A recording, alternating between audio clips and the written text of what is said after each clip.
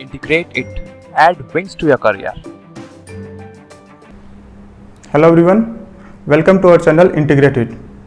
अब अपना next part है फ्लूइड मैकेनिक्स का, फ्लूइड काइनेमेटिक्स। फ्लूइड काइनेमेटिक्स में क्या करते हैं, पहले फ्लूइड काइनेमेटिक्स को देख लेते हैं क्या होता है। इसमें study of motion of fluid, motion of fluid without considering cause of motion. जो मोशन ऑफ फ्लूइड है उसको स्टडी करेंगे, लेकिन अपन को कॉज ऑफ मोशन, जो क्या है, कॉज ऑफ मोशन है F external force. External force को इसमें अपन कंसीडर करके नहीं चलते हैं फ्लूइड काइनेमेटिक्स में। फ्लूइड डायनामिक्स में, फ्लूइड काइनेमेटिक्स में इतना डिफरेंस है कि यहां पे वो फ्लूइड जो कॉज ऑफ मोशन है एफ एक्सटर्नल, उसको काउंट कर लेगा, उसको कंसीडर कर लेगा, इतना डिफरेंस है। अब इसकी पैरामीटर्स कौन से हैं? Parameters of fluid kinematics: velocity, acceleration, angular velocity. ये देखिए, सब में मोशन होगा, वेलोसिटी ये मोशन के लिए है, लेकिन इनमें एटसेट्रा और बहुत सारे होंगे, इसमें एटसेट्रा मैंने लिख दिया। इसमें मास नहीं आ रहा है, ये इसलिए फ्लूइड काइनेमेटिक्स में आ रहे हैं। अगर मास भी काउंट होता यहां पे, जैसे कि म्यू या डेंसिटी, तो वहां पे वो फ्लूइड डायनेमिक्स के पैरामीटर्स हो जाते, जो कि अपन फ्लूइड डायनेमिक्स में पढ़ेंगे, अच्छे से समझ में आ जाएगा, वहां पे डायमेंशन एनालिसिस में पढ़ेंगे। तो ये जो है इसके पैरामीटर्स हैं। तो ये बेसिक क्वेश्चन ऐसे पूछ लिया था, फ्लूइड काइनेमेटिक्स में क्या करते हैं, कॉज ऑफ मोशन को कंसीडर किया जाता है या नहीं किया जाता, तो ये इसमें नहीं किया जाता फ्लूइड काइनेमेटिक्स में। चलो एक चीज हो गई है। अब इस पे इसके बाद में ना छोटे छोटे क्वेश्चन है, डिटेल में नहीं है। आपका एक छोटा सा क्वेश्चन बन गया कि फ्लूइड काइनेमेटिक्स में कॉज ऑफ मोशन है उसको कंसीडर किया जाता है या नहीं किया जाता, तो नहीं किया जाता है, अपना क्वेश्चन बन गया। उसके बाद देखिए, दो अप्रोच हैं, दो स्टडीज हैं, उसमें आप उनको डिटेल में नहीं जाना है, बस एक एक क्वेश्चन है अपने से, ज्यादा जेईई के एग्जाम में नहीं पूछते उनसे। तो देखो क्या है, एक तो है लैग्रेंजियन अप्रोच,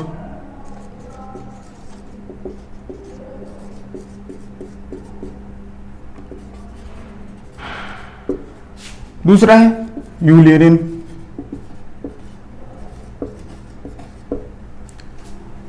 ये जो लैग्रांज ने जो अपनी जो थ्योरी दी है, स्टडी जो की है, उसने अपनी स्टडी जो की वो पार्टिकल ओरिएंटेड की, पार्टिकल कंसंट्रेटेड थी, पार्टिकल कंसंट्रेटेड। और जो यूलियन ने की स्टडी वो की space concentrated,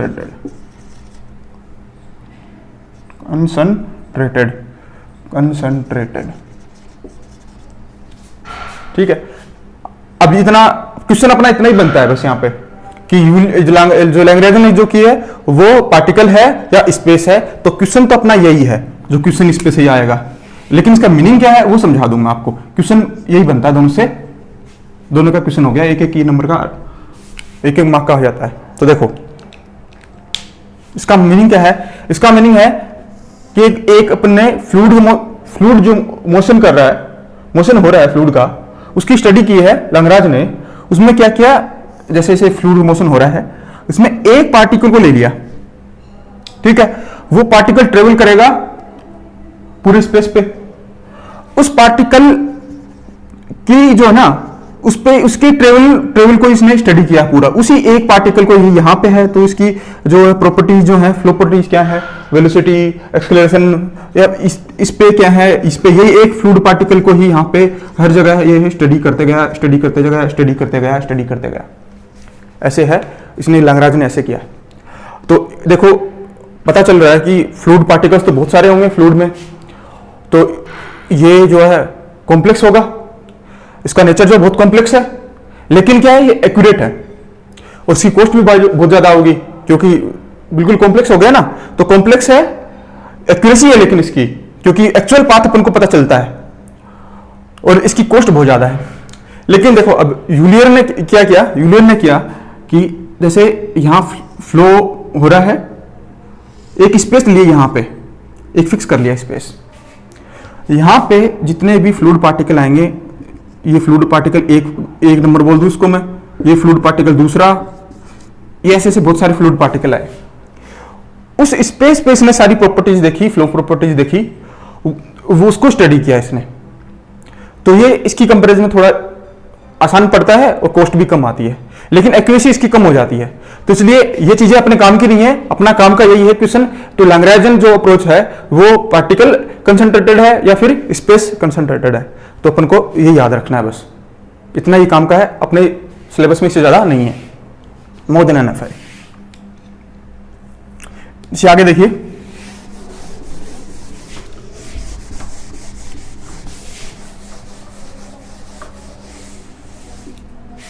types of flow, ये अपने काम का चीज है। Types of flows in flow system, fluid flow system, fluid flow system.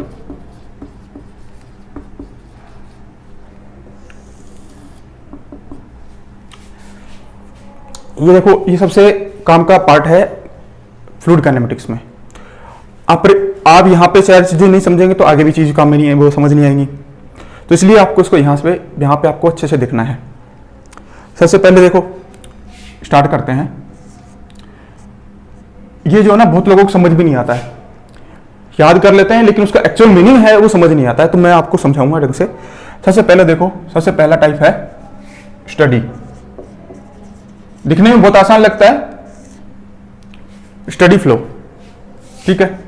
तो स्टडी के साथ में अनस्टडी पढ़ लेंगे। स्टडी का मतलब क्या है, स्टडी फ्लो का मैथमेटिकल फॉर्म में लिख दूं एक बार मैं।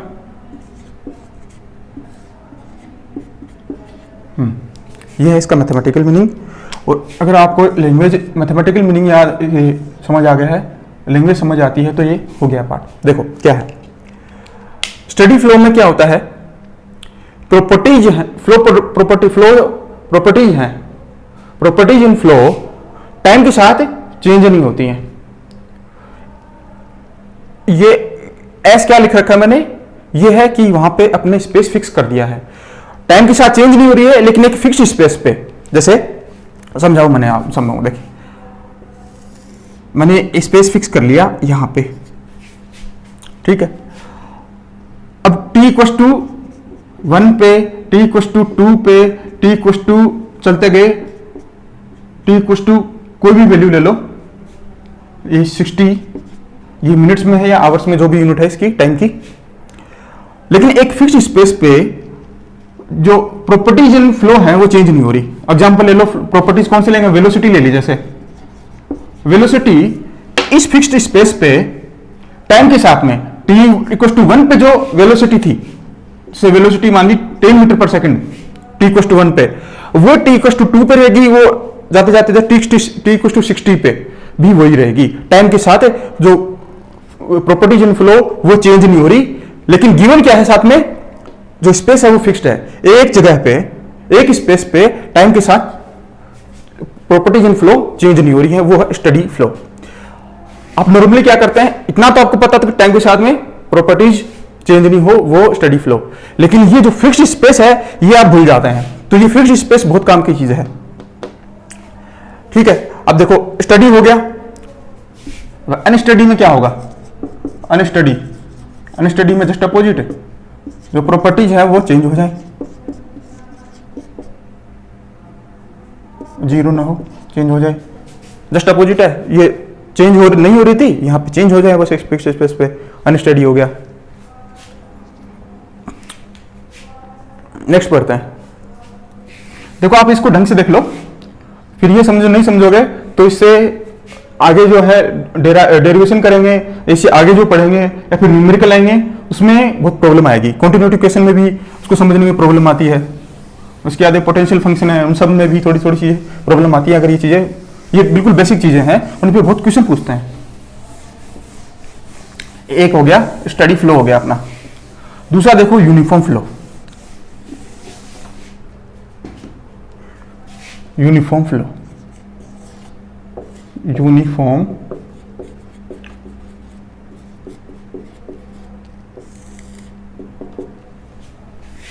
Uniform flow. अब इसमें भी मैं आपको बताऊं क्या है कि जो प्रॉपर्टीज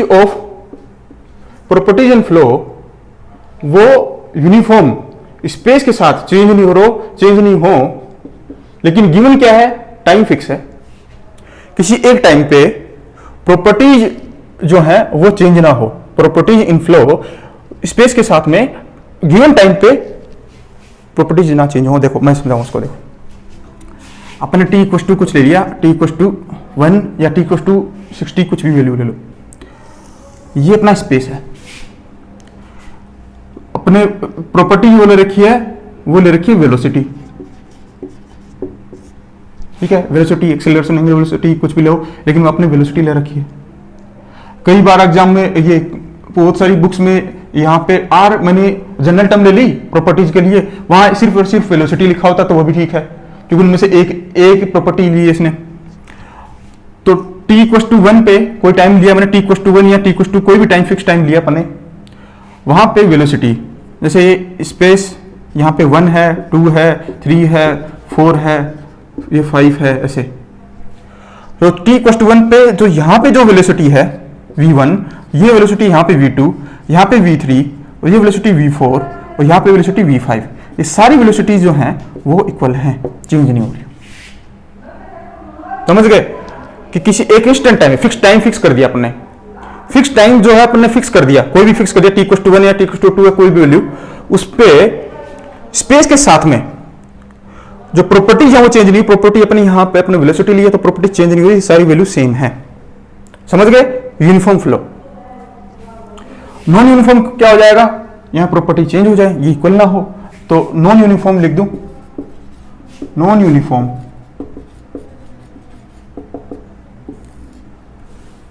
नॉन यूनिफॉर्म क्या हो जाएगा, प्रॉपर्टीज, बस आपको ये चीज ध्यान रखनी है, सारा चीज हो जाएगी। यूनिफॉर्म हो गया तो नॉन यूनिफॉर्म हो गया, करेक्ट। अब नेक्स्ट पढ़ते हैं।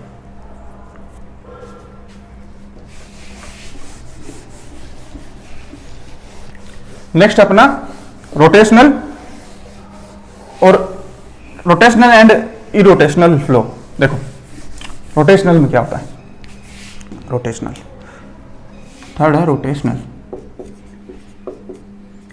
पहले शुरुआत में अपन बेसिक पढ़ रहे हैं रोटेशनल फ्लो, फिर सीधे सीधे रोटेशनल इरोटेशनल फ्लो या फिर लेमिनार फ्लो, ये सारी चीजें जो है वो यूज होंगी, उसका एप्लीकेशन आगे दिखेगा आपको, तो ये यहाँ पे पढ़ना जरूरी है। देखो रोटेशनल फ्लो क्या होता है। रोटेशनल फ्लो में क्या होता है, जैसे मोशन हो रहा है फ्लूइड का, ऐसे ऐसे हो रहा है, ये पार्टिकल्स हैं अपने, ये पार्टिकल्स हैं फ्लूइड पार्टिकल, मैंने ऐसे दिखाने को ले लिए, ठीक है। बुथ लेयर में मैंने इसको रिप्रेजेंट करने के लिए रख लिया। इस डायरेक्शन में फ्लो हो रहा है, फ्लो। रोटेशनल फ्लो में ये होता है कि मोशन ऑफ फ्लूइड जो है वो हो रहा है इस डायरेक्शन में, उसके साथ साथ जो फ्लूइड पार्टिकल्स हैं वो सेंटर ऑफ मास के अबाउट रोटेट कर रहे हैं। ये मैंने एक डायरेक्शन में बताइए, किसी भी डायरेक्शन में हो सकते हैं। इधर तो फ्लो कर ही रहे हैं, साथ साथ में रोटेट भी हो रहे हैं अपने सेंटर ऑफ मास के अबाउट में। ये भी ऐसे रोटेट हो रहा है, ऐसे किसी भी डायरेक्शन में हो सकते हैं, क्लॉकवाइज या एंटी क्लॉकवाइज, लेकिन फ्लो भी कर रहे हैं, साथ साथ में अपने सेंटर ऑफ मास के अबाउट में रोटेट भी हो रहे हैं। तो फ्लो कर रहे हैं, rotating fluid particle rotating about its centre of mass with motion. Flow भी कर रहे हैं, साथ में रोटेट भी हो रहे हैं अपने सेंटर ऑफ मास की जो एक्सिस है उसके अबाउट में। ये हो गया अपना रोटेशनल फ्लो। इसका एग्जाम्पल क्या है? एग्जाम्पल है फोर्स्ड वोर्टेक्स फ्लो, जो कि अपन आगे पढ़ेंगे, उसमें ये रोटेशनल फ्लो होता है, फोर्स्ड वोर्टेक्स।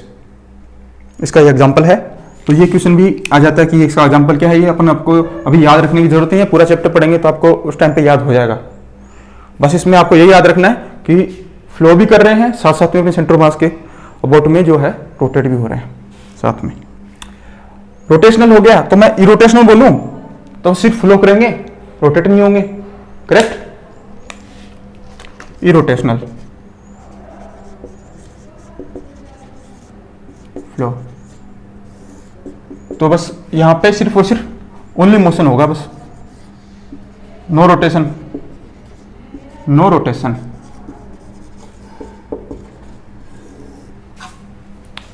इसका एग्जाम्पल क्या है? इसका एग्जाम्पल है free vortex flow. Free vortex flow, vortex flow, ये अपना चैप्टर आएगा वोर्टेक्स फ्लो, उसमें आपको समझ आ जाएगा अच्छे से। और वहां पे अपन डिटेल में पढ़ेंगे तो आपको ये एग्जांपल यहां पे याद रखने की जरूरत नहीं है, बस रोटेशनल तो समझ लो। और इरोटेशनल जस्ट अपोजिट हो गया, इसका रोटेट हो रहा है, उसमें रोटेट नहीं हो रहा है फ्लूइड पार्टिकल अपनी एक्सिस के, इसके सेंटर ऑफ मास के अबाउट। ठीक है, अब देखो इसके आगे नेक्स्ट क्या है। नेक्स्ट अपन ने पढ़ रखा है, पहली यूनिट याद करो, पहला लेक्चर। नेक्स्ट है incompressible flow, compressible and incompressible flow. तो कंप्रेसिबल अपन पढ़ रखा ना, बीटा कंप्रेसिबिलिटी पढ़ी थी। तो देखो नेक्स्ट है fourth, incompressible, incompressible, incompressible flow. तो इनकम्प्रेसिबल फ्लूइड पढ़ा था, वैसे ही सेम है, वहां से अपन ने पढ़ा था, वहां पे पता क्या चल रहा था, इनकम्प्रेसिबल फ्लूइड जो पढ़ा था, ये इनकम्प्रेसिबल फ्लो है। तो इनकम्प्रेसिबल फ्लूइड में क्या पढ़ा था अपन ने? फ्लूइड, उसमें बीटा से पता किया था, बीटा की वैल्यू 0 आ रही थी, यही हुआ था। जो बीटा की वैल्यू, जो फॉर्मूला क्या था, वो होता है 1/ρ d ρ बाई dp, यही था। जिसकी वैल्यू 0 थी तो अपन ने वहां पे बताया था d ρ by dp equal to 0, ये बताया था वहां पे। तो क्या बताया था उससे कि डेंसिटी जो है, डेंसिटी फ्लूइड की, वो प्रेशर के साथ चेंज नहीं हो रही हो, वो इनकम्प्रेसिबल फ्लूइड। तो ये यहां पे भी यही है, जो इनकम्प्रेसिबल फ्लूइड जो है, इनकम्प्रेसिबल फ्लो जो है, वहां पे इसकी डेंसिटी चेंज ना हो, वो होता है डेंसिटी रो जो है वो चेंज ना हो, ये चेंज ना हो, उसमें चेंज ना हो। ठीक है, तो डी रो की वैल्यू मैं रख दूं, डी रो जो है, डी ये डीपी की वैल्यू 0, तो डेंसिटी कांस्टेंट रहे। इनकम्प्रेसिबल फ्लो, कंप्रेसिबल क्या आ जाएगा? जस्ट अपोजिट, जिसमें चेंज रो जो कांस्टेंट ना रहे, प्रेशर के साथ में रो कांस्टेंट ना रहे, इसमें कांस्टेंट आ रहा तो उसमें कांस्टेंट नहीं रहेगा। यही है, ये अपन पढ़ चुके हैं तो इसको बार बार रिपीट करने की जरूरत नहीं है। उसमें फ्लूइड में पढ़ा था तो ये सेम का सेम यहां पे है। चलो नेक्स्ट, नेक्स्ट है laminar flow and turbulent flow. ये अपन वैसे तो पूरा एक चैप्टर है इनका, एक यूनिट है, लेकिन यहां पे बेसिकली जान लो, बहुत बार यूज होगा। Laminar flow, fifth laminar flow, turbulent flow.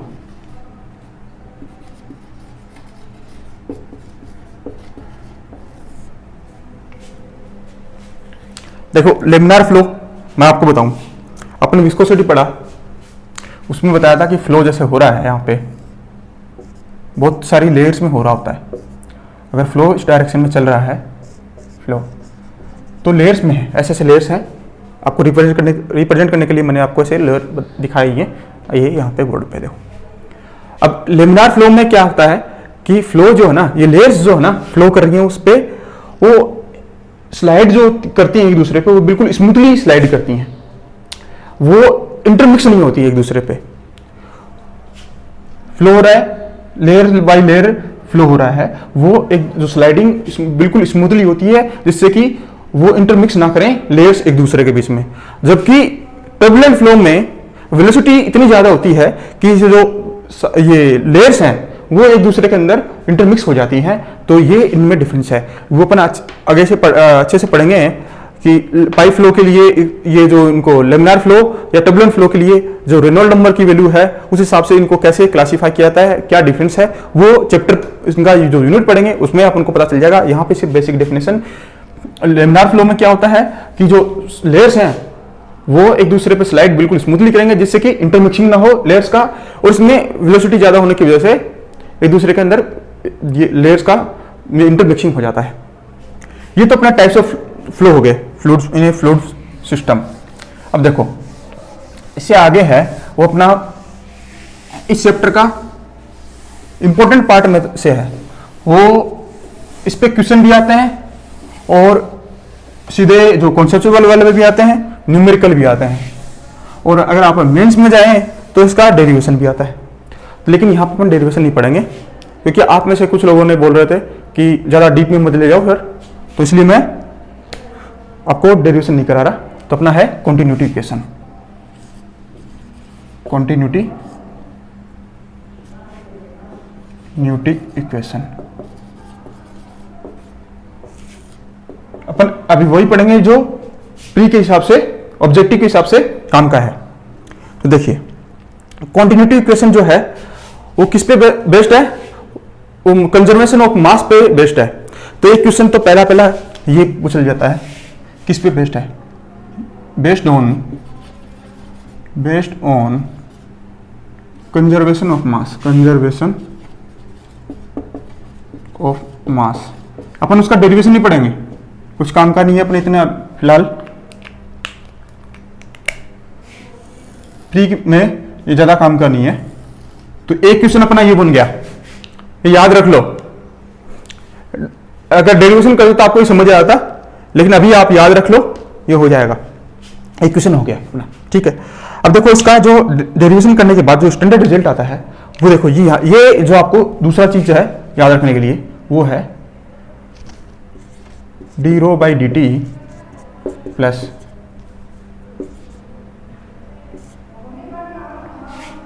D by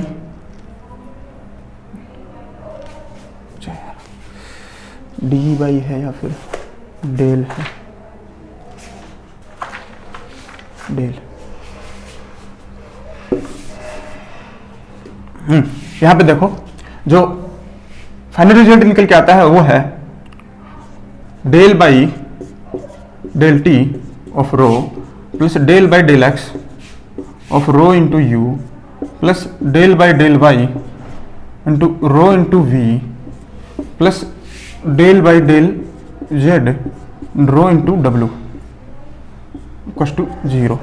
del by del t rho, del by del x rho into u, del by del y rho into v, del by del z rho into डब्ल्यू। देखो ये आपको याद रखना है, इसमें कोई if and but नहीं, ये याद रखना है तो आपको होना चाहिए, मेमोराइज करना चाहिए, इसमें कोई वो नहीं है। इस पर 3 या 4 स्टार लगा लो। इसमें न्यूमेरिकल आता है, इसका कॉन्सेप्चुअल क्वेश्चन आता है, जो कॉन्सेप्ट सारी चीजें समझेंगे वो अजम्पशन में आती हैं इसके। और कोई इसको याद करने का बताऊं मैं आपको, याद नहीं हो रहा हो, इसमें याद करने का तरीका बताऊं। डेंसिटी का अलग से del by del T of rho, फिर जो है del by del X plus del by del Y plus del by del Z, ये याद रख लो। डेल बाई डेल टी जो है वो रो में हो गया, del by del X del by del Y plus del by del Z, और रो जो सबके कॉमन में है, और जो एक्स में है वो यू वी और डब्ल्यू। जो यू वी डब्ल्यू क्या है, वो जो वेलोसिटी वेक्टर है उसको ऐसे लिखा जाता है u of i cap plus v of j cap plus डब्ल्यू ऑफ के कैप। तो जो इसका एक्स डायरेक्शन जो कंपोनेंट है वो होगा अपना यू, तो एक्स से ये आ गया। फिर वाई जो है वाई डायरेक्शन में है, y direction del by del y तो वी, डब्ल्यू है वो जेड डायरेक्शन में है तो जेड से डब्ल्यू, रो सब में कॉमन है। ऐसे याद रखना है आपको। ये तो वी जो है ना वेलोसिटी वेक्टर, वो इसको ऐसे डिफाइन किया जाता है, ऐसे किया जाता है, ठीक है। इसमें आपको याद ही रखना है और उसका कुछ ज़्यादा नहीं है। तो अब आता है इससे काम का आगे। ये तो है generalised form of continuity equation, ये जनरलाइज्ड फॉर्म है continuity generalised form of continuity equation. अब देखो इस पे अजम्पशन लेते हैं, अजम्पशन।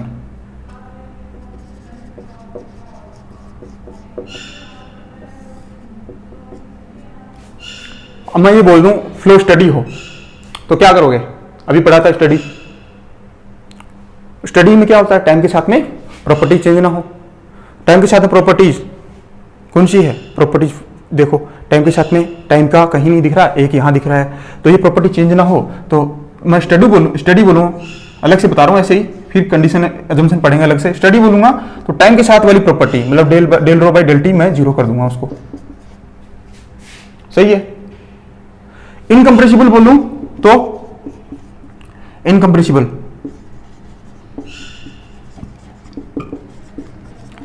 फ्लो बोलूं तो अभी बताया था आपको डेंसिटी चेंज नहीं होनी चाहिए। तो डेंसिटी चेंज ना हो तो रो जो चेंज है रो कांस्टेंट हो। रो कांस्टेंट करने के लिए क्या करूंगा मैं? Del rho by del t तो जीरो हो गया, रो कांस्टेंट हो गया तो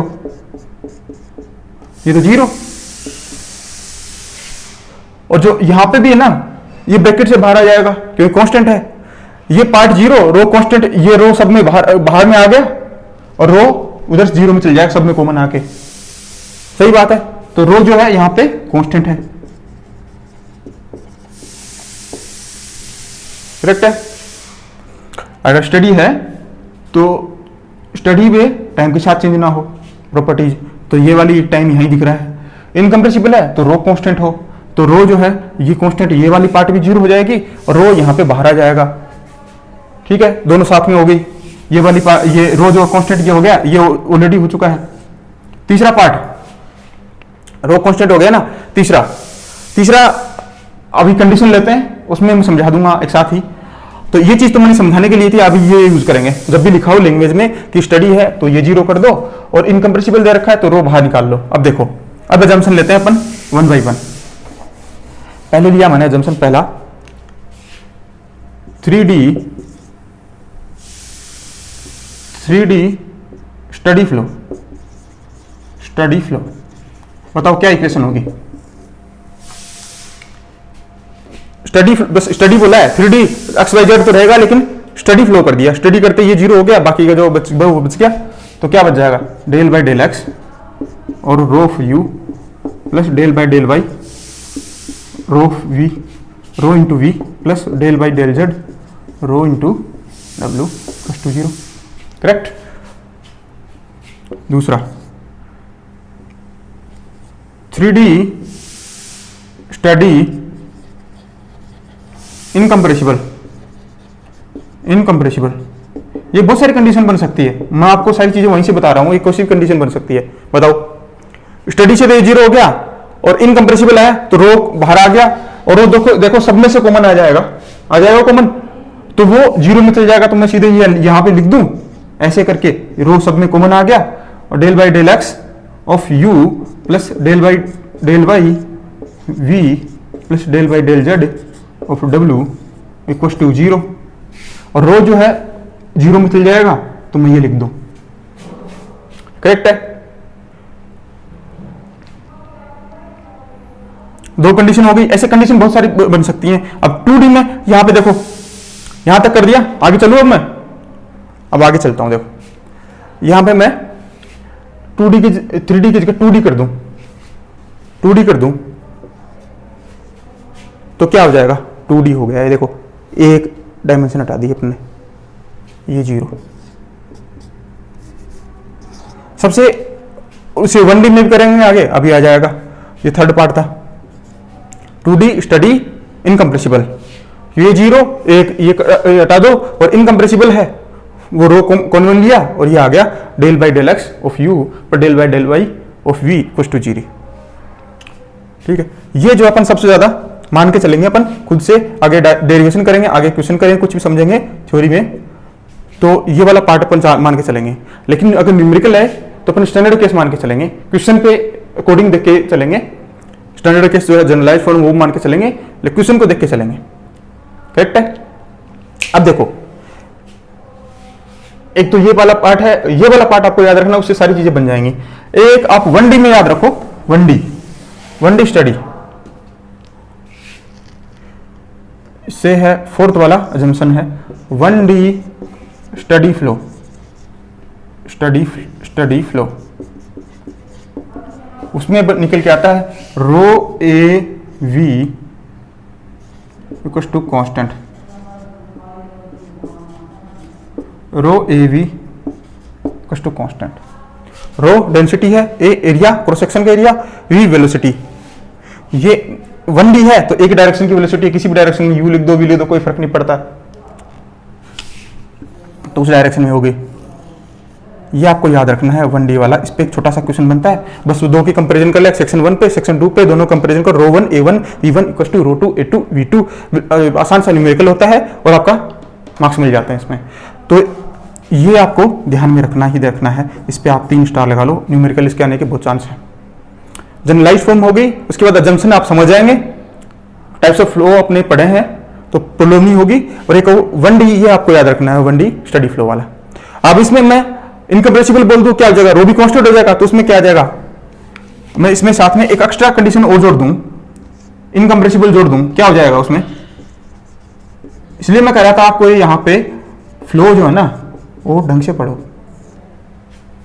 ताकि यहां पे समझने में दिक्कत ना हो।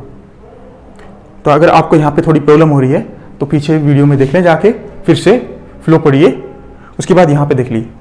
इनकम्प्रेसिबल, रो कांस्टेंट है तो ये आ जाएगा AV equal to constant, correct है ना।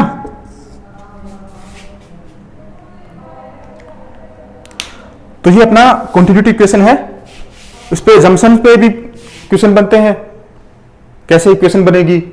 इस पे न्यूमेरिकल सीधे इस पे न्यूमेरिकल बनता है।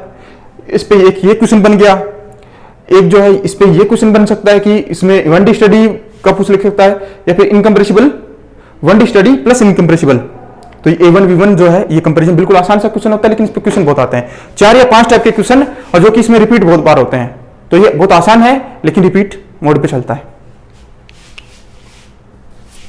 तो देखिए नेक्स्ट अपन पढ़ते हैं कुछ है, पहले न्यूमेरिकल कर लेते हैं, उसके बाद आगे पढ़ेंगे। इसी पे ही 2-3 न्यूमेरिकल कर लें ताकि आपको थोड़ा आइडिया हो जाए न्यूमेरिकल कैसे आते हैं। देखो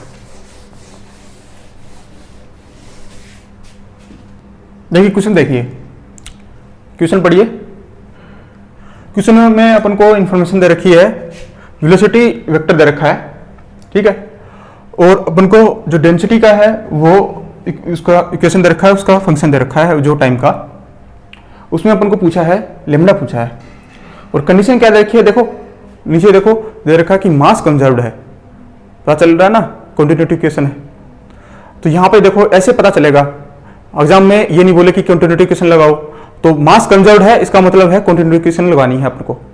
ये क्वेश्चन आया हुआ है प्रीवियस ईयर में, तो आपको ऐसे क्वेश्चन आते हैं। सोल्व देखो कैसे करना है इसको। ये पार्ट है, अभी मैंने बताया था, ये क्या हो गया u, ये हो गया देखो i के साथ में u, ये हो गया v, ये क्या है, ये हो गया w, करेक्ट। रो भी कांस्टेंट नहीं है तो क्या हो गया 3D में तो है ही, रो कांस्टेंट नहीं है तो क्या जनरलाइज फॉर्म लगेगी, करेक्ट है ना, क्योंकि इसमें एक तो 3D में है, u v w तो तीनों दिए हुए हैं, और रो भी कांस्टेंट नहीं रखा है तो जनरलाइज फॉर्म लगेगी। ठीक, क्वेश्चन आपने पढ़ लिया। अब देखो इसका सॉल्यूशन क्या है। पहला ये अपनी थी इक्वेशन,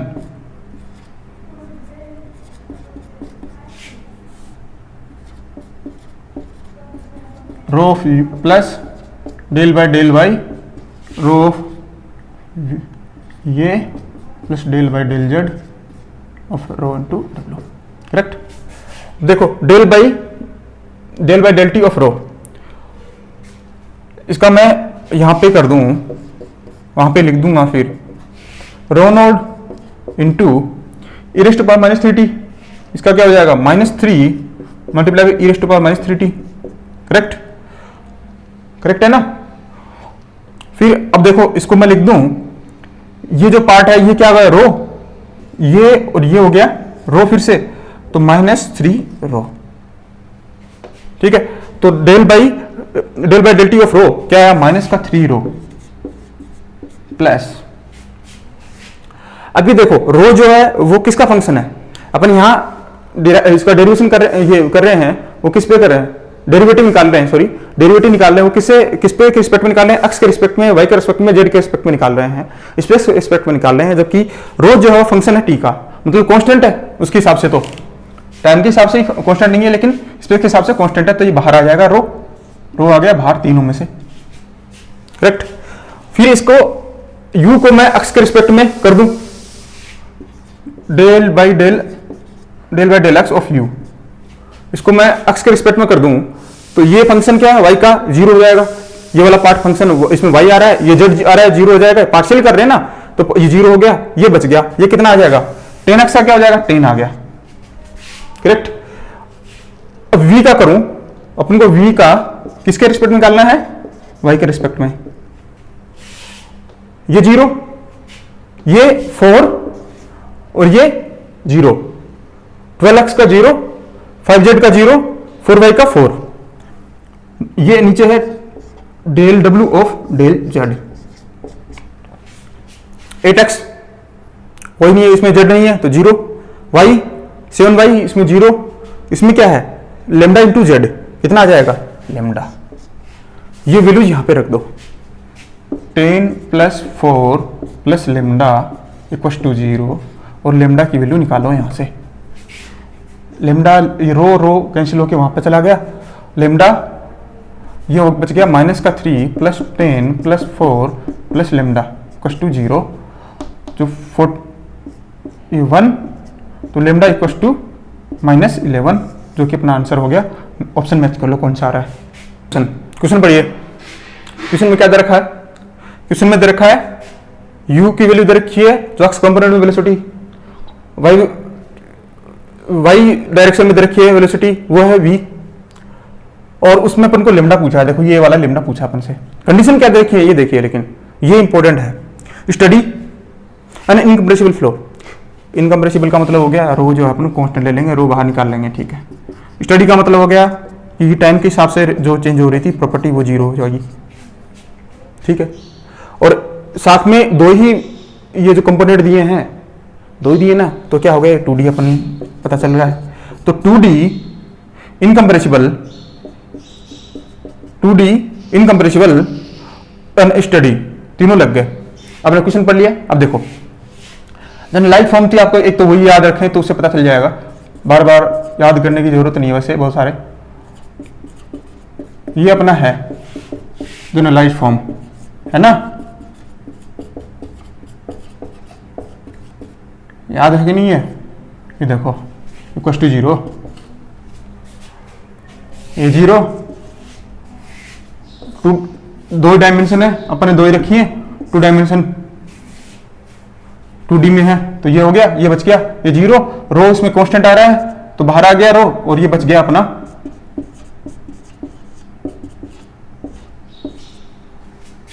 तो आपको ऐसे क्वेश्चन बनाना, आपको जनरलाइज फॉर्म में याद रखो और ये तुरंत यहां रख दो। अभी जैसे टाइम लग रहा है मैं आपको करके बता रहा हूं, तुरंत ये आपके दिमाग में बन जाएगा, तुरंत ये उसको उड़ा दो, इसके उड़ा दो, ये आ जाएगा। अब रख दो, बस क्या करना है, इसको एक्स के रिस्पेक्ट में इसका डिफरेंशिएशन कर दो, इसका डेरिवेटिव निकालो, देखो डिफरेंशिएशन किया इसका, निकालो क्या आया, इसके रिस्पेक्ट में del lambda into y² -3x² into y² plus इसका y के रिस्पेक्ट में करो, x² इंटू 3y² -9y², ये 0। अपना डायरेक्ट वैसे ये समझ आ गया, तो इसी भी अपनी यही रखनी स्टेप अपन को, देखो ये कैंसिल हो गया और इससे बचा गया लेमडा y² -9y² = 0, लेमडा की वैल्यू आ गई 9, ऑप्शन मैच कर लो। एग्जाम में अपन को इतना ही लिखना है, बस इतना, बस हो गया, ये अपन को पता है, इसका डेरिवेशन करो, डेरिवेशन का इसका डिफरेंशिएशन करो, कैंसिल करो और वैल्यू निकालो, इतनी स्पीड से करना है, क्वेश्चन हो गया आसानी से। अभी तो ये प्रैक्टिस कर रहे हैं अभी तुरंत, जब लास्ट में इसके क्वेश्चन कराऊंगा मैं आपको कुछ प्रीवियस ईयर के, पूरा सब्जेक्ट होने के बाद, उसमें आपको पूरा एग्जाम में कैसे करने हैं उस हिसाब से स्पीड से, और क्या डेटा देखना है, क्या गलती देखनी है, वो चीजें बताऊंगा आपको। अभी तो बस शुरुआत में अभी सीख रहे हैं क्वेश्चन, समझ गए। चलिए आगे। और अभी आपको ना ऐसे नहीं करना है कि कोरोना जो चल रहा है, पता नहीं एग्जाम फिर से पोस्टपोन हो जाए, ज्यादा दिमाग नहीं लगाना आपको, ठीक है ना, पढ़ते रहो। अब वैसे भी राजस्थान वाले तो पढ़ते ही रहो, राजस्थान में दूसरा वैकेंसी निकला है राजस्थान JEN, वो उसमें भी काम आएगा, तो अपना दिमाग नहीं लगाना आप लोगों को, यहाँ पे देख लो और पढ़ते रहो। देखो आगे जो है दो तीन डिफिनेशन है, और इसका नेक्स्ट पार्ट में बचा वो नेक्स्ट पार्ट में पढ़ेंगे इसके। देखो डेफिनेशन क्या है, स्ट्रीमलाइन। स्ट्रीमलाइन 3 लाइन है, एक स्ट्रीम है, 3 लाइन पढ़ते हैं, एक पाथ लाइन, एक स्ट्रीक लाइन। ये क्वेश्चन आ जाता है ऐसे, स्टेटमेंट में आ जाता है, मैचिंग में आ जाता है, कई बार ये ऐसे क्वेश्चन आ जाते हैं। इस पे तो एक न्यूमेरिकल भी आता है। देखो क्या है स्ट्रीम लाइन, क्या है, ये एक इमेजिनरी कर्व है, एक ऐसा इमेजिनरी कर्व, ये रियल लाइन होती है, और ये रियल लाइन नहीं होती है, ये भी एक इमेजिनरी है, ये रियल है, ठीक है, इनमें से ये रियल है और ये दोनों इमेजिनरी है, ये इमेजिनरी है और ये इमेजिनरी है। देखो क्या होता है इसमें, एक इमेजिनरी ऐसा कर्व, एक इमेजिनरी कर्व, ठीक है, उस पे किसी इंस्टेंट पॉइंट पे, इंस्टेंट टाइम पे, जो इंस्टेंट टाइम पे अगर टेंजेंट ड्रॉ करें, ये टेंजेंट है इस पॉइंट पे, ठीक है, टेंजेंट, जो टेंजेंट जो है वो वेलोसिटी वेक्टर की डायरेक्शन को बताएगा उस इंस्टेंट टाइम पे। तो स्ट्रीम लाइन क्या है, स्ट्रीम लाइन है एक इमेजिनरी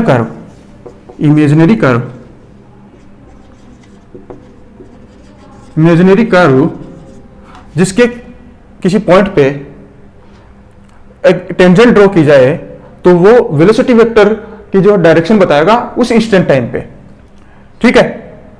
ये हो गया स्ट्रीम लाइन। स्ट्रीम लाइन की डेफिनेशन, इमेजिनरी कर्व है, उस पे वेलोसिटी वेक्टर की डायरेक्शन बताता है किसी अगर टेंजेंट ड्रॉ करें तो।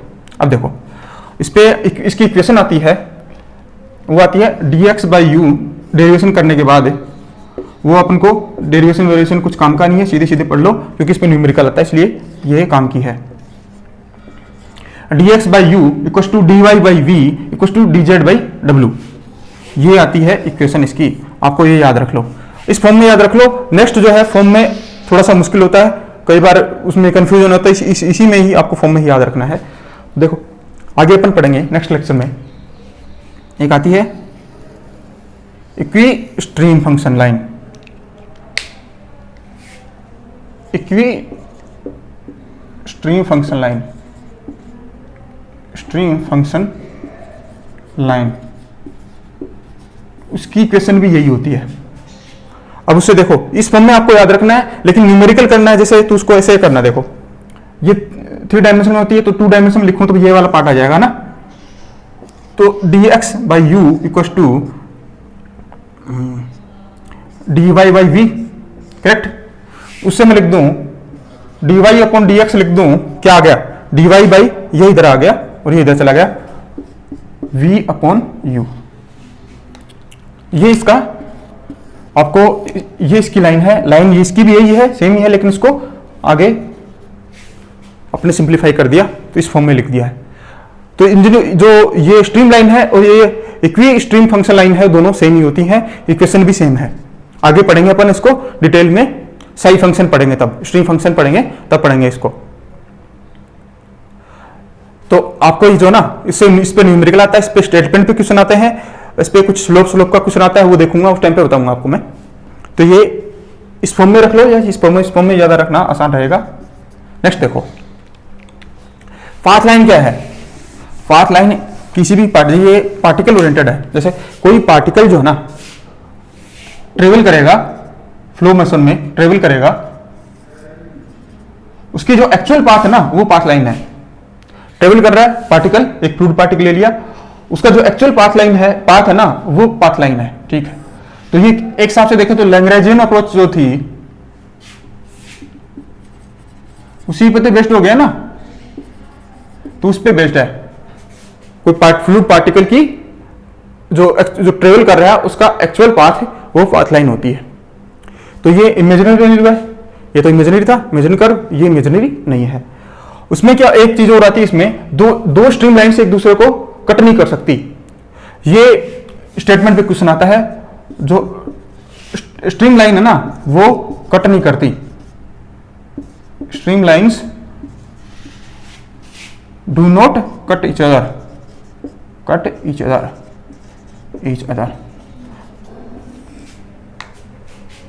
क्योंकि ऐसा होता है इसमें कि इंस्टेंट पॉइंट पे उस पे जो वेलोसिटी टेंजेंट ड्रॉ करेंगे तो वेलोसिटी की डायरेक्शन बताएगा, और वो एक ही पे ही दो डायरेक्शन बता देता है, इसलिए ये पॉसिबल नहीं है, ये पॉसिबल नहीं है। थ्योरेटिकल हो सकता है लेकिन वो पॉसिबल नहीं है, इसलिए ये ऐसा है। तो आपको ये इसके स्टेटमेंट के फॉर्म में बोलेगा कि सही है या गलत है। तो ये आपको एक क्वेश्चन ये बनता है इस पे, एक ये बनता है इसकी डेफिनेशन का, तीसरा बनता है इस पे क्वेश्चन का। तो ये 3 क्वेश्चन बन गए स्ट्रीम लाइन पे, इस पे बन गया। ये इस पे ज्यादा क्वेश्चन नहीं आता है, लेकिन इसकी कंपैरिजन में पूछे तो पाथ लाइन अगर ये उस पे आ सकता है, साथ में सारे पूछे हैं इस पे मैचिंग में, तो ये पूछ सकता है। तो ये हो गया, 2 लाइन होगी। तीसरी लाइन स्ट्रीक लाइन क्या है? स्ट्रीक लाइन है locus of fluid particles at a instant time. अब देखो कैसे है, कौन से फ्लूइड पार्टिकल का है, ये 2 अपने समझ लिया है, तो मैं इसको मिटा देता हूं, जगह थोड़ी चाहिएगी।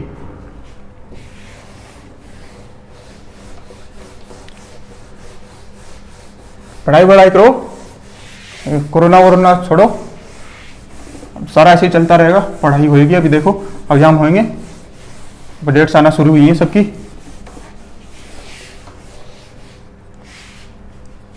स्ट्रीक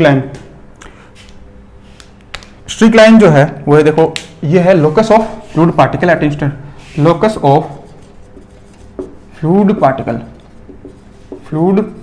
पार्टिकल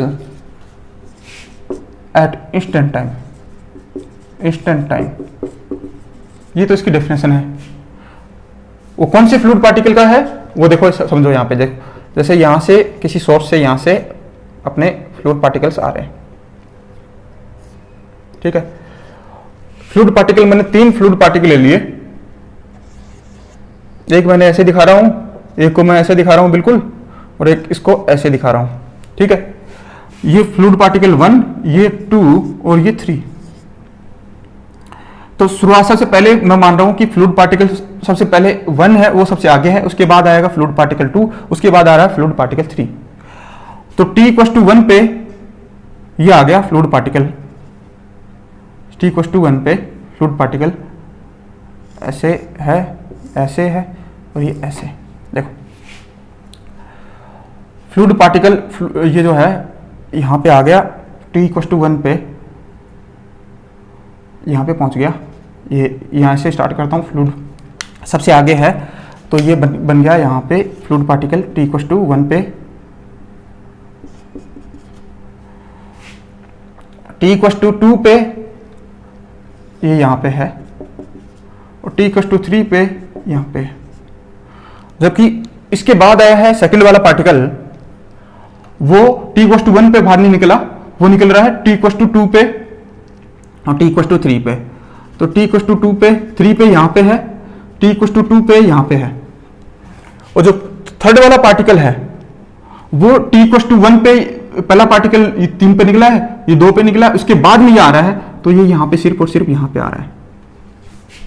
तो ऐसे पार्टिकल का लोकस किसी एक इंस्टेंट टाइम पे, कोई भी इंस्टेंट टाइम लो, कौन सा लोगे, t=2 या t=1 या t=3 लो।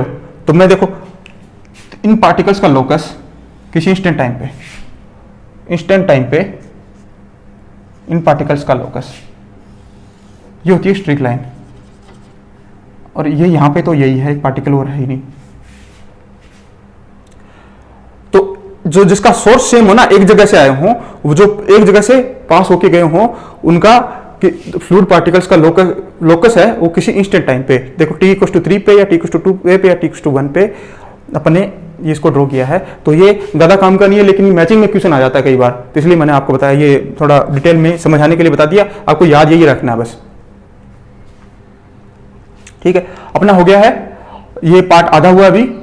फ्लूइड काइनेमेटिक्स का सेकंड पार्ट जो आएगा वो कल लेक्चर आप अच्छे से पढ़ना, क्योंकि इसमें से आसान आसान क्वेश्चन आते हैं। तो ठीक है, नेक्स्ट में पढ़ेंगे। Thank you. Thank you for watching the video. Please like,